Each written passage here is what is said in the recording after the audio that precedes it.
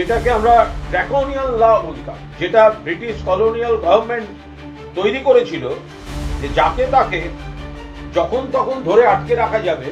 এটা ব্রিটিশের দমন পীড়নের রওলাট আইনের 2026 সালের সংস্করণ। তো এই তড়িঘড়ি করে যে বিলগুলি আনা হচ্ছে, তার মধ্যে যেগুলি হাতের কাছে পাওয়া যাচ্ছে অত্যন্ত উদ্বেগজনক।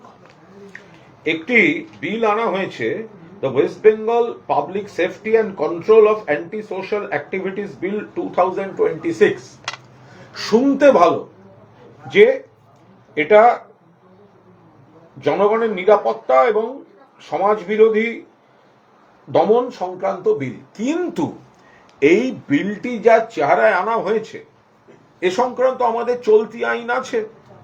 যদি আপনাদের মনে হয় আপনারা এগুলি দমন করবেন খারাপ কাজ, তার জন্য পুলিশের হাতে যথেষ্ট আইন আছে, কিন্তু তার আড়ালে যে আইনটা আনা হচ্ছে এটা একটা ভয়ঙ্কর। এই বিল যদি আইনে পরিণত হয় তাহলে সেটা ব্রিটিশ গভর্নমেন্ট রাওলাট আইন যে এনেছিল, যাকে তাকে ধরে নিতে পারবে, এটা সেই পরাধীন ভারতের ব্রিটিশের দমন পীড়ন আইন, যে বিনা বিচারে আটক থাকবে, ধরে নিতে পারবে, এটা রাওলাট আইনের 2026 সংস্করণ।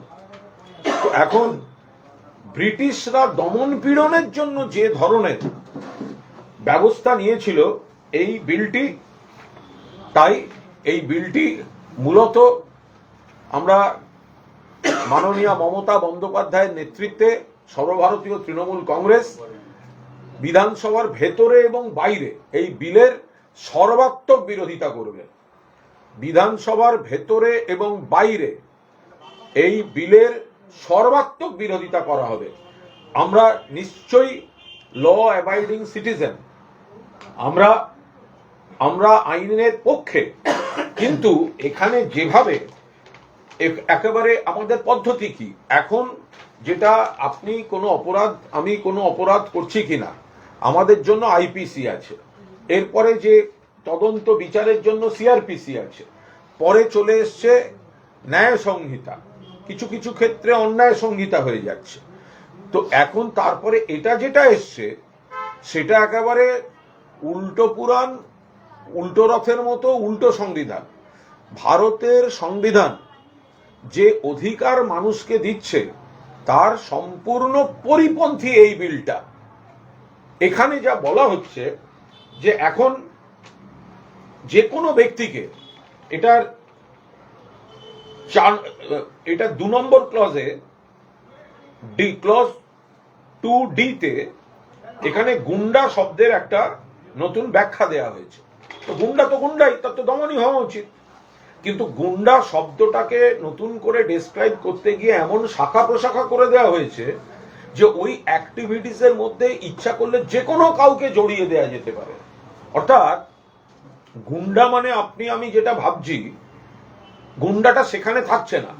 এখানে এমন কিছু ক্লজ, গুন্ডা মিনস এ পার্সন হু বলে যেটা দেয়া হয়েছে, তাতে যেটা সরকার খারাপ মনে করবে তাতে কে কিভাবে জড়িত, এবং সেই জড়িত রাখার অনেক রকম দরজা খুলে দেওয়া হয়েছে। এপাশে তারপরে একটা ডেঞ্জারাস রয়েছে, আমি সব বিস্তারিত যাচ্ছি না।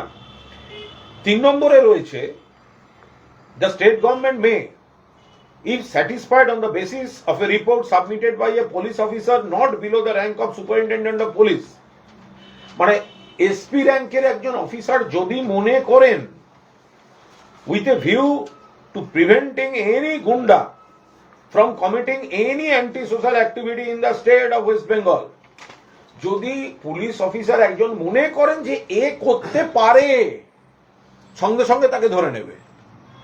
তো আমাদের এখানে তো এই আশঙ্কা বা অনুমান ভিত্তিক অ্যারেস্টের নিশ্চিতভাবে পদ্ধতি আছে এবং সেটা হয়, কিন্তু তার সঙ্গে এবার যেটা যোগ করে দিচ্ছে যে আপনি মোটের উপর কাউকে অ্যারেস্ট করলে 24 ঘন্টার মধ্যে কোর্টে প্রোডাকশন করতে হয়। এখানে এমন প্রভিশন থাকছে যে আপনাকে সেটা করতে হচ্ছে না, আপনাকে আটকে রাখা যেতে পারে। সঙ্গে সঙ্গে মেমো অফ অ্যারেস্ট দেওয়া উচিত, যাতে আপনি জানতে পারেন আপনাকে কি অপরাধে অ্যারেস্ট করছে। এখানে মেমো অফ অ্যারেস্টের জন্য এত দিন দিয়ে দেওয়া হয়েছে। মারাত্মক জিনিস হচ্ছে যে এখানে আপনি every person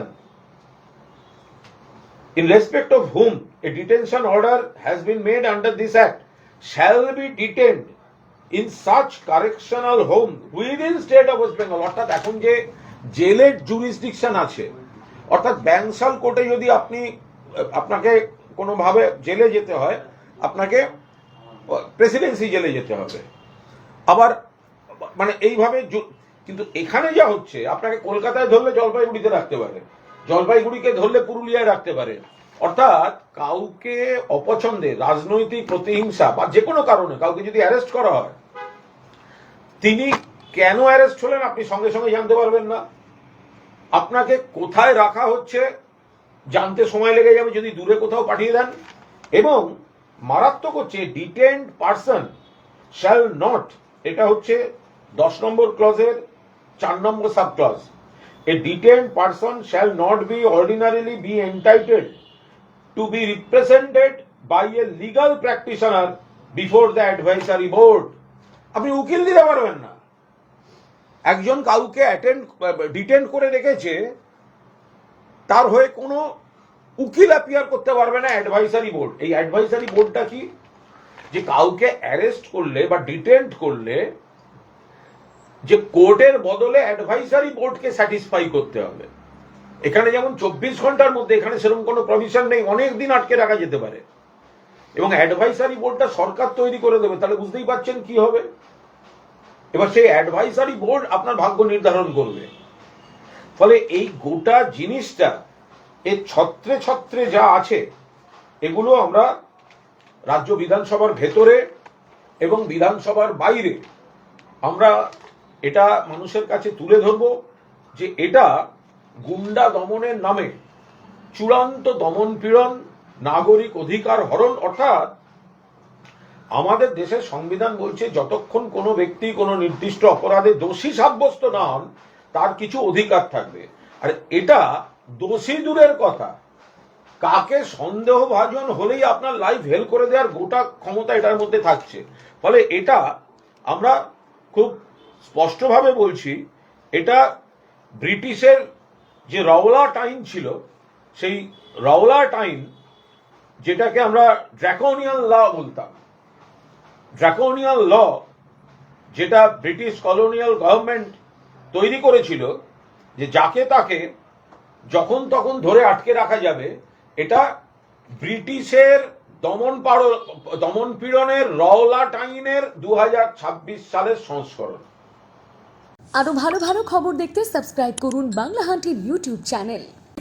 বাংলা হান্টের আরো খবর দেখতে নজর রাখুন। বাংলা খবর মানেই বাংলা হান্ট।